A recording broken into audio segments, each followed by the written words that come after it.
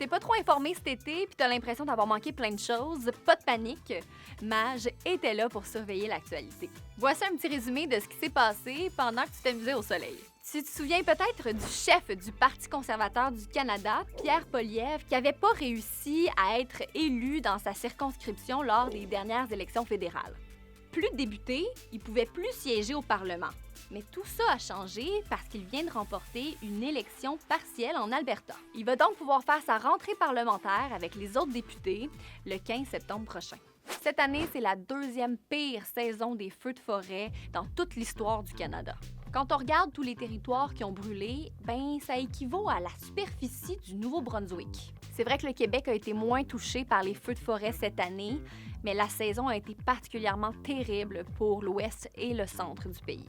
L'ONU a officiellement déclaré qu'il y a une famine dans la bande de Gaza. Il y a un demi-million de personnes qui vivent dans des conditions catastrophiques qui menacent leur vie. Pour faire pression sur Israël, le Canada, la France et le Royaume-Uni ont tous annoncé qu'ils avaient l'intention de reconnaître l'État palestinien. Puis de son côté, le gouvernement israélien a annoncé qu'il allait s'emparer de la ville de Gaza pour chasser le Hamas. Cet été, le président américain Donald Trump a rencontré tour à tour le président russe Vladimir Poutine et le président ukrainien Volodymyr Zelensky pour tenter de trouver une solution au conflit. Vladimir Poutine a eu le droit au tapis rouge, puis Volodymyr Zelensky, il n'a pas été malmené par le président Trump, contrairement à la dernière fois. Faut dire aussi que cette fois-ci, il était accompagné de plein de dirigeants européens. Les deux rencontres ont pas mal fait jaser, mais ça n'a pas permis de mettre fin à la guerre. Victoria Mboko est la reine de Montréal! Hey, ça, personne l'avait vu venir. C'est la jeune Canadienne Victoria Mboko qui a remporté l'Omnium Banque Nationale à Montréal.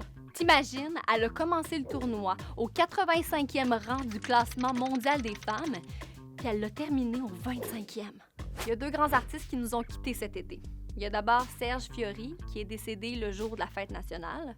Serge Fiori, c'était le cofondateur d'Harmonium, qui est un groupe qui a beaucoup marqué le Québec dans les années 70. Quelques jours plus tard, il y a un autre géant de la musique, mais d'un style pas mal différent, qui est décédé, et c'est Ozzy Osbourne, le père du heavy metal.